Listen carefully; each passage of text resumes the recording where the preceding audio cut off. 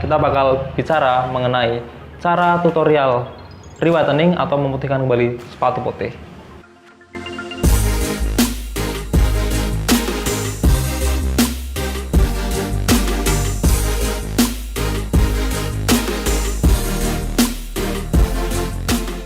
Untuk prosesnya itu sendiri, yang pertama adalah kita kasih whitenernya itu sendiri ya. Whitenernya itu sendiri. Jadi kondisi sepatu kering, belum kita cuci. Kondisi sepatu masih kering, asalkan ini ya, asalkan tidak terlalu kotor, maksudnya kotorannya masih lazim, masih tidak terlalu berat, cuma sekitar debu, terus kotoran-kotoran biasa nggak masalah gitu. Jadi kondisi masih kering, itu whitener kita tuangkan ke cawan. Whitener kita tuangkan ke cawan kecil aja seperti ini, cawan stainless. Kita tuangkan bertahap nggak masalah, tapi sekitar ini berapa ya? 2-3 ya? 2 sampai atau ya minimal 2-3 tutup botol dulu lah. Bertahap dulu, nanti kalau kurang tambah lagi. Jadi kita gojok dulu seperti ini. Nah, nanti kita tuangkan di cawan. Gitu, nanti bentuknya cairan tapi sedikit kental ya. Seperti apa yo? Itu setelah kita tuangkan, lalu kita oleskan cairan itu sendiri dengan menggunakan sikat gigi. Kita oleskan ke seluruh permakaian. Kita oleskan ke seluruh permukaan ya. Seluruh permukaan upper ya. Seluruh permukaan upper.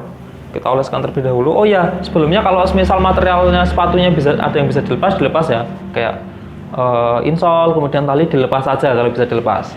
Nah, lanjut kita oleskan cairan whitener itu sendiri ke seluruh permukaan upper, menyeluruh ya, dari depan, samping sampai belakang itu. Yang penting merata, nggak langsung tebel-tebel, itu nggak usah, nggak apa-apa. Kecuali nanti ada emang yang nodanya berat, nanti takarannya dikasih lebih banyak, nggak masalah. Yang penting merata dulu aja. Nah, setelah dioleskan semua, itu kita diamkan sekitar 10-15 menit. Nah, kenapa kita diamkan? Jadi itu adalah proses dari itu adalah proses dari pemutihannya itu sendiri, atau proses re-whiteningnya bekerja ketika dioleskan. Nah, untuk tali itu sendiri nggak usah pakai whitener, nggak masalah sih, cuma kita tetesin cleaner atau pakai booster ya, atau pakai booster itu aja, kita teteskan terus kita diamkan, udah kayak gitu, nanti kita kucek kayak gitu. Jadi khusus buat upper dan juga buat insole. Nah, setelah 15 menit itu tadi kita lakukan proses pencucian. Nah, untuk proses pencucian sendiri kita pakai metode deep clean ya, bukan metode dry clean. Nah, bedanya deep clean sama dry clean apa mungkin bisa dilihat di video sebelumnya juga ada, itu mengenai metode dry clean atau semi dry clean. Nah, sedangkan untuk proses re-whitening itu sendiri kita harus menggunakan metode deep clean. Kenapa harus deep clean? Agar dalam ya, karena deep itu dalam. Jadi harus kita cuci total. Jadi tadi setelah selesai kita oleskan tadi si whitenernya itu sendiri, itu langsung kita cuci ya, cuci basah, langsung kita guyur nggak masalah. Jadi seperti biasa kita teteskan cleaner 2-3 tetes ke sikat, lalu kita gosok seperti biasa ke seluruh permukaan gitu. Dari mulai outsole, midsole sampai juga ke bagian upper, kita cuci semua, kita cuci sampai bersih. Kemudian sampai dalam bagian insole juga. Itu juga berlaku pada insole-nya yang tadi udah kita lepas ya. Bagian alas insole-nya yang udah kita lepas, kita sikat juga, kita gosok, kita guyur, nggak masalah. Kita metode dry clean gitu.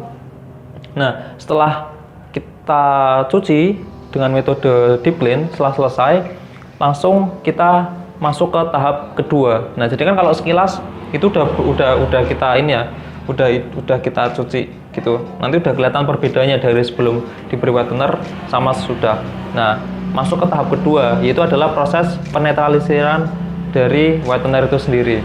Nah, jadi setelah selesai itu tadi, usahakan untuk proses ini sebenarnya membutuhkan media yang cukup media khusus. Kalau semisal kalau sini kita bisa menggunakan ini ya, sink ya, sink atau wastafel ini. Itu sendiri yang berbentuk bak air itu sendiri. Nah, itu tengahnya itu kita tutup, tengah yang saluran airnya kita tutup agar rapat, lalu kita beri air sekitar 1-2 liter, tapi paling nggak sih biasanya butuh 2 liter. Kita kasih air bagian sinknya, kemudian kan airnya tertahan. Nah, airnya tertahan, kemudian kita kasih ini no stain sour. Jadi untuk takarannya itu sendiri 1:1 ya. Kalau semisal airnya 1 liter itu berarti 1 tutup botol. Kalau semisal 2 liter, paling nggak sih biasanya butuh 2 tutup botol. Jadi 2 tutup botol sour untuk 2 liter air gitu. Nah, itu kita aduk. Ya, kita aduk, kita sampai merata. Kemudian kita masukkan sepatu tadi yang udah kita cuci, yang udah dikasih whitener dan sudah kita cuci deep clean itu tadi ke dalam air tersebut. Jadi kita kucek-kucek. Ya, jadi fungsinya biar si sour itu masuk ke dalam serat material kayak gitu. Jadi kita kucek-kucek, kemudian kita rendem-rendem. Tapi rendemnya jangan ditinggalin ya, jangan sour terus kita masukin plung gitu, kita tinggal nonton PSS, jangan.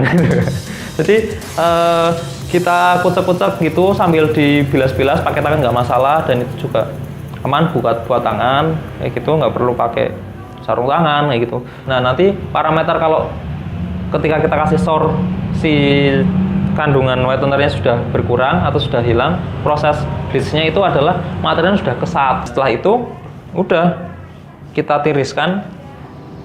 Lanjut kalau kita pakai microfiber, kalau ada mesin vakum lebih bagus lagi. Jadi kita sedot pakai vakum semua biar airnya bisa hilang semua. Tapi kalau nggak ada pakai microfiber juga nggak masalah sih. Kalau pakai microfiber sampai benar-benar kering.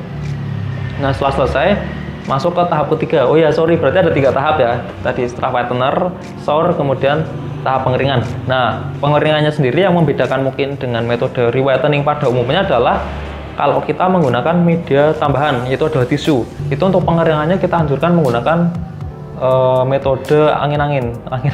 Metode diangin-anginkan aja. Jadi nggak usah pakai mesin pengering atau nggak usah pakai dryer. Jadi kita biarin, kita angin-anginkan dengan tambahan media tisu. Nah, fungsinya tisu itu sendiri apa sih? Jadi fungsinya itu selain untuk mempercepat proses pengeringan, dia juga untuk menyerap air dan juga residu kotoran yang masih ada di material. Jadi kadang itu nggak kelihatan setelah selesai dicuci, wah kelihatannya bersih nih, cuman ternyata masih ada residunya yang nggak kelihatan, nanti baru kelihatan ketika kering seperti itu. Jadi kita butuh yang namanya tisu itu tadi. Cara pakainya adalah tisunya kita ambil tisu ya. Kalau tisu seperti ini, tisunya jangan tisu kondangan ya. Jangan tisu kondangan atau tisu wajah. Itu apalagi tisu magic itu tidak efektif malah. Pakai tisu ini, tisu biasa aja. Ya ini tisu wajah ya. Maksudnya jangan tisu wajah yang kecil-kecil tuh jangan. Pakai tisu yang seperti ini. Beli di toko-toko, di warung-warung tuh banyak. Nah, ambil aja beberapa, tapi ini satu-satu ya. Misal kita ambil satu helai dulu kayak gini. Nah, terus kita lipat sesuai dengan material sepatunya. Kita lipat minimal sekali lipatan sih, sekali lipatan. Kemudian kita tempelkan di material sepatu itu sampai menutup semua bagian upper. Lalu kita teteskan dengan kita rekatkan dengan menggunakan sikat higienis ya. Kita kasih air, kita tempelkan di seluruh bagian upper. Lebih efektif lagi kalau menggunakan air hangat. Nah, air hangat. Jadi biar menempelnya sempurna. Jadi kita tempelin semua ke seluruh bagian upper sampai kayak mumi gitu ya, membentuk semuanya rapat semua dan mengikuti tekstur ini ya, mengikuti tekstur sepatunya. Jadi benar-benar melekat. Karena beberapa teman-teman itu hasilnya nggak maksimal karena prinsipnya hanya memahami sebatas ditempel tisu. Nah, tidak memahami fungsi tisu itu sebenarnya untuk apa kayak gitu. Jadi usahakan menempel sempurna agar air di materialnya nanti terserap sempurna juga. Kemudian untuk pengeringan kita keringkan, diangin-anginkan ya. Kita anginin aja selama kurang lebih 1 malam. Nanti setelah, biasanya sih kalau malam kita pengerjaan, paginya itu sudah kering. Nah, sudah kaku-kaku tisunya tuh. Dan kalau berhasil biasanya justru akan berwarna kuning. Nah, itu residu-residu dari materialnya, dari residu kotoran di materialnya yang sudah terbawa ke tisunya. Nanti setelah kering, nanti sudah mengering, warnanya kuning, nanti sudah bisa kita lepas tisunya dan hasilnya sudah bisa kita lihat. Nah, kalau untuk kasus tertentu juga, kalau nodanya terlalu membandel, biasanya memerlukan 2 kali proses re-whitening gitu. Jadi sekali pertama, Kemudian yang kedua untuk mengulanginya, untuk finishingnya seperti itu. Tapi biasanya sih kalau masih umum, masih wajar, batas ininya kotornya sih cukup sekali aja, cukup sih, nggak perlu berulang-ulang kayak gitu. Itu jadi untuk proses whitening seperti itu, jadi cukup panjang ya, cukup panjang alurnya. Kemudian juga harus berhati-hati juga untuk tali sendiri, untuk tali dan insol itu nggak perlu dikasih tisu, nggak masalah, cuma tinggal diangin-anginin biasa aja sih kayak gitu.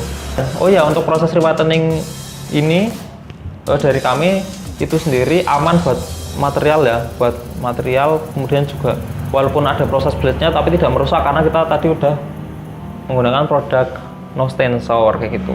Oh ya, tambahan lagi untuk kedua produk ini dianjurkan jangan menciumnya secara langsung ya, menciumnya gitu saya.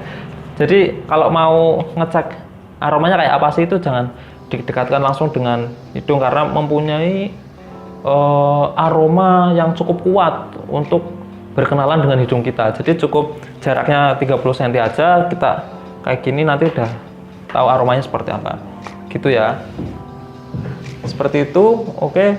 Untuk proses whitening kalau ada pertanyaan tulis di kolom komentar, menambahkan juga boleh, atau mungkin pengalaman cara whiteningmu seperti apa kayak gitu. Jangan lupa untuk kasih jempol dan juga berlangganan subscribe video ini untuk tahu update-update selanjutnya, teknik, tutorial, kemudian produk knowledge ya. Oh iya, untuk produk sendiri bisa kamu beli di akun Shopee Kak Men Natural. Oke, itu aja. Terima kasih. Assalamualaikum warahmatullahi wabarakatuh. Adios.